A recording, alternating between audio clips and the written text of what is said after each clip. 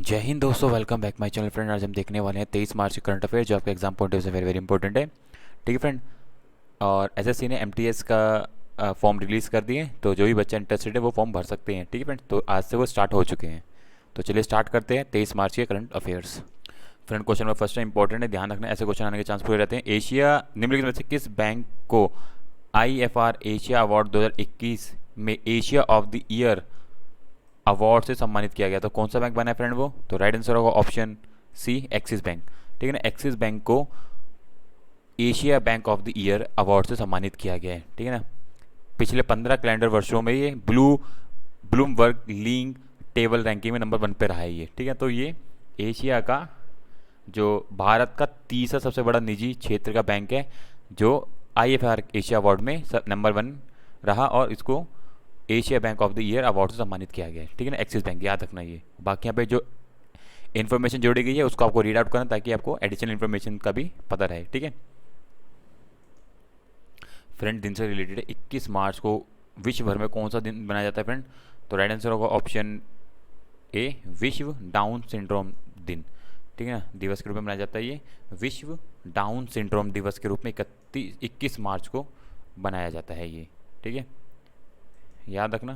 ठीक है, इस साल की जो इसकी थीम रखी गई है वह समावेश का मतलब। ठीक है, डाउन सिंड्रोम बेसिकली जो भी किसी पर्टिकुलर डिसेबिलिटी के कारण कुछ कमी हो जाती है, तो उसी को ध्यान में रखते हुए ये दिवस के रूप में बनाया जाता है। ठीक है, याद रखना ये चीज़ों के बारे में आपको। फ्रेंड, यहाँ पूरी चीज़ जोड़ी गई है, डाउन सिंड्रोम क्या है और इतिहास, सब चीज़ यहाँ पे लिखी है, जो आपको एक बारी पढ़ लेना है। ठीक है फ्रेंड्स, चलते हैं नेक्स्ट क्वेश्चन की तरफ। फ्रेंड, वेरी वेरी इंपॉर्टेंट, याद रखना, ये तो इंपॉर्टेंट हो जाता है। ठीक है ना, 22 मार्च को विश्व भर में कौन सा दिवस मनाया जाता है फ्रेंड? तो है वो right answer world water day. ठीक है ना, विश्व अंतर्राष्ट्रीय जल दिवस, वेरी वेरी इंपॉर्टेंट। तो 22 मार्च को हम अंतर्राष्ट्रीय जल दिवस मनाते हैं। जिस तरीके से अब पानी की कमी देखने को मिल रही है, कई कंट्रियों में काफ़ी हद तक पानी की कमी है, जैसे कि आप मिडिल ईस्ट में जाओगे तो वहाँ पानी की बहुत ही कमी है। तो इसको ध्यान में रखते हुए किस तरीके से हम ग्राउंड वाटर के लेवल को बचा सकते हैं, इन सब चीज़ों पे कार्य किया जा रहा है, और उसी को ध्यान में रखते हुए ये दिवस के रूप में बनाया जाता है। ठीक है ना, 1992 से हम इस दिवस को बनाते हुए आ रहे हैं। ठीक है, और इसकी जो इस साल की थीम रखी है वो इंपॉर्टेंट है, भूजल अदृश्य को दृश्यमान बनाना, ground water making the invisible visual बनाना है। तो आने वाले समय में जिस तरीके से पानी की कमी हो रही है उसको ध्यान में रखते हुए ये दिवस बनाया जा रहा है। तो 22 मार्च को हम वर्ल्ड वाटर डे बनाते हैं। ये यहाँ पूरी इन्फॉर्मेशन जोड़ी गई है, आपको पढ़ लेना है। ठीक है फ्रेंड्स, उसकी हिस्ट्री क्या है, कब से बनाया जा रहा है, एक एक चीज़ यहाँ पे लिखी गई है। फ्रेंड, क्वेश्चन नंबर थर्ड है, फोर्थ है, बीएनपी पेरिबाज ओपन टेनिस टूर्नामेंट कहाँ पे आयोजित किया गया फ्रेंड? ये तो कहाँ पे आयोजित किया गया? ये राइट आंसर होगा option B, Indian Wells California USA. ठीक है ना, तो इंडियन वेल्स कैलिफोर्निया यूएस में आयोजित किया गया था BNP Paribas open tennis tournament. ठीक है, अगर हम बात करें इसमें जो जीतने वाले जो विजेता के नाम यहाँ पे लिखे हैं, महिला एकल का और पुरुष एकल का आपको ध्यान रखना है, ये इस साल के विजेता रहे हैं। ठीक है फ्रेंड्स, ये बहुत बड़ा ये एक गेम रहता है, बहुत बड़ी इसमें पार्टिसिपेशन रहती है, तो ये याद रखना, ये इंडिया वेल्स इस साल इंडियन वेल्स कैलिफोर्निया में यूएसए में आयोजित किया गया था। फ्रेंड, क्वेश्चन नंबर फिफ्थ है, अंतर्राष्ट्रीय भूवैज्ञानिक कांग्रेस का हाल ही में नई दिल्ली में कौन सा संस्करण आयोजित किया गया है? ठीक है ना, इसके तो दो तरीके क्वेश्चन बन सकते हैं, ये तो कौन सा संस्करण आयोजित किया गया है या कहाँ पे आयोजित किया गया है। तो नई दिल्ली में तो आयोजित किया गया है, और 36वां संस्करण रहा था। ठीक है ना, याद रखना, क्योंकि अंतर्राष्ट्रीय है, जो कि दिल्ली में आयोजित किया गया है, जिसके अंदर पार्टिसिपेंट बांग्लादेश, नेपाल और श्रीलंका जैसे वैज्ञानिकों ने अकादमियों के बीच हाल ही में नई दिल्ली में अंतर्राष्ट्रीय भूवैज्ञानिक कांग्रेस 36वां सम्मेलन आयोजित किया है।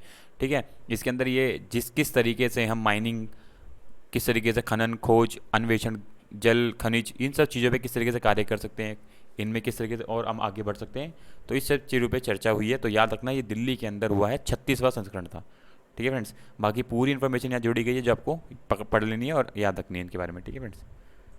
फ्रेंड, क्वेश्चन नंबर 6 है, भारतीय स्टेट बैंक ने हाल ही में किस शहर में इनोवेशन इक्विवेशन और एक्सीलेंस सेंटर स्थापित करने की घोषणा की है फ्रेंड? तो किस स्टेट में होगा ये होगा right answer option B, Hyderabad के अंदर।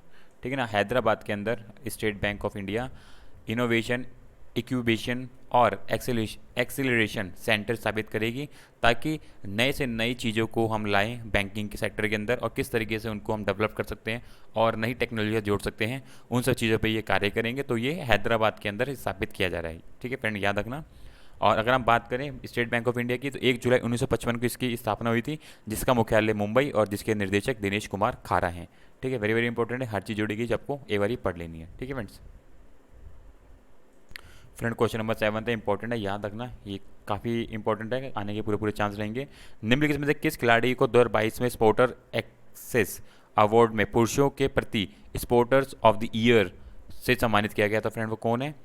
ठीक है, तो ये कौन रहे हैं? तो ये है नीरज चोपड़ा, जिन्होंने टोक्यो ओलंपिक में भाला फेंक यानी जेवलिन थ्रो के अंदर गोल्ड मेडल जीता था। तो इनको इस साल का 2022 का स्पोर्टर्स ऑफ द ईयर चुना गया है। ठीक है फ्रेंड्स, जो अन्य जो विजेता रहे हैं तो उनकी लिस्ट भी यहाँ पे दी गई है। लवलीना को मिला है जैसे कि व्यक्तिगत खेल के अंदर सर्वश्रेष्ठ खिलाड़ी के तौर पे। ठीक है, तो सबकी ये नाम यहाँ पे जो जो जिनको चाहिए पदक मिले हैं, अवार्ड मिला है, वो यहाँ पे लिखे गए हैं। ठीक है ना, पढ़ लेना, इनको याद रखना। बाकी ये नाम इंपॉर्टेंट है नीरज चोपड़ा का। ठीक है फ्रेंड्स। फ्रेंड क्वेश्चन नंबर 8 है, Deloitte global powers of retailing 2022 में भारत की रिटेल कंपनी रिलायंस रिटेल कौन से स्थान पर रही है? तो फ्रेंड वो कौन से स्थान पर रही है? रिटेल कंपनी है ये, रिटेल। ठीक है ना, तो वो है बी 56वें स्थान पर। ठीक है, याद रखना, ग्लोबल के अंदर 56वें स्थान पर रही है वो रिलायंस रिटेल कंपनी।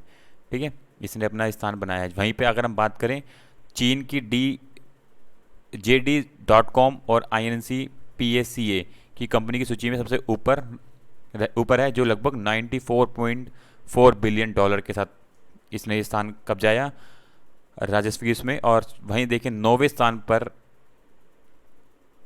रही, 29वीं सूची में जो रही है वो है जापान की APSC क्षेत्र की सबसे आगे रही। ठीक है, AP क्षेत्र में।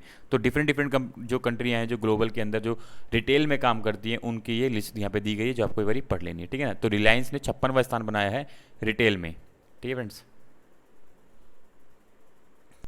फ्रेंड यहाँ पे दिखा रखा है डिलाइट की ग्लोबल पावर्स ऑफ रिपोर्ट के बारे में कि क्या है, किस चीज़ में काम करती है, तो यहाँ पे हर चीज़ के बारे में लिखा गया। ठीक है ना, और अगर बात करें रिलायंस कंपनी की, तो संस्थापक मुकेश अंबानी, स्थापना 2006 में, और राजस्व सबसे ज़्यादा 1.26 लाख करोड़ रुपए का, बहुत बड़ा राजस्व, तकरीबन 22 अरब अमेरिकन डॉलर, बहुत बड़ी कंपनी है फ्रेंड। ठीक है, मुंबई में इसका हेडक्वार्टर है, तो वेरी वेरी इंपॉर्टेंट, ये देख सकते हो। बाकी इसकी पेरेंट कंपनियाँ भी दे रखी हैं साथ में। ठीक है फ्रेंड्स। फ्रेंड क्वेश्चन नंबर 9 है, निम्नलिखित में से किस IIT संस्थापक और RBI इनोवेशन हब ने बूस्ट फिटनेस स्टार्टअप्स के साथ टाई अप किया है? तो फ्रेंड वो कौन सा IIT है? तो राइट आंसर होगा ऑप्शन डी, IIT मद्रास ने। ठीक है ना, IIT मद्रास इनोवेशन सेल ने RBI इनोवेशन हब ने हाल ही में भारतीय फिटनेस व्यवसायों का समर्थन और विस्तार करने के लिए आवश्यक परिस्थितियों तंत्र की स्थापना में सहयोग के लिए टाई अप किया है। ठीक है, याद रखना, मद्रास इनोवेशन सेल ने RBI इनोवेशन हब के साथ ये टाई अप किया है। ठीक है, बाकी यहाँ पे इंपॉर्टेंट सारी इन्फॉर्मेशन जोड़ी गई है, जो आपको एक बार रैप कर लेनी है अपने आप से। ठीक है फ्रेंड्स।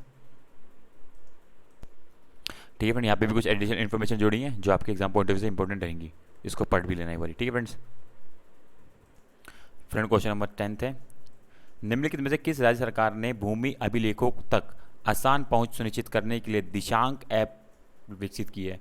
तो फ्रेंड कौन सी सरकार ने इसने किया ये? तो राइट आंसर होगा ऑप्शन बी, कर्नाटक सरकार ने। ठीक है ना, कर्नाटक सरकार ने राजस्व विभाग ने भूमि अभिलेखों तक आसान पहुंच सुनिश्चित करने के लिए एक दिशांक ऐप विकसित की है। ठीक है, जो ये ऐप है, दिशांक ऐप को कर्नाटक राजस्व रिमोट सेंसिंग एप्लीकेशन सेंटर भौगोलिक सूचना प्रणाली कार्यक्रम के तहत विकसित किया गया है, जिसके अंदर भूमि के मालिक का नाम, भूमि की सीमा क्या है, भूमि स्वामित्व का प्रकार क्या है, ठीक है, भूमि का प्रकार क्या है, मुकदमा है या नहीं है, तो हर तरीके की जानकारी इस ऐप के अंदर उस भूमि से रिलेटेड आसानी से उपलब्ध होगी। ठीक है, तो ये जो ऐप है कर्नाटक सरकार द्वारा ऐप डेवलप की गई है। ठीक है, वेरी वेरी इंपॉर्टेंट है, याद रखना, इस तरह की ऐप पहली है जो इस तरह की कार्य करेगी। ठीक है, और दिशांक के फायदे क्या हैं, ये सब चीज़ यहाँ पे लिखी गई हैं, आपको एक बार रीड आउट कर लेना, पढ़ लेना, ताकि यहाँ से कोई भी क्वेश्चन आप इजीली अटैम्प्ट कर लें। ठीक है फ्रेंड, और MTS का एग्जाम जरूर भरें, जो भी बच्चा इंटरेस्टेड हो वो जरूर भरे उसके एग्जाम को, और अपनी प्रिपरेशन करते रहें, ताकि आप कोई भी जो भी आप एग्जाम की तैयारी कर रहे हैं आप इजीली करेक्ट कर सकें। ठीक है friend, so thank you for watching my video friend, thank you, bye bye. Channel को सब्सक्राइब करना ना भूलें एंड बेल आइकन को क्लिक करना ना भूलें। Thank you friends, thank you.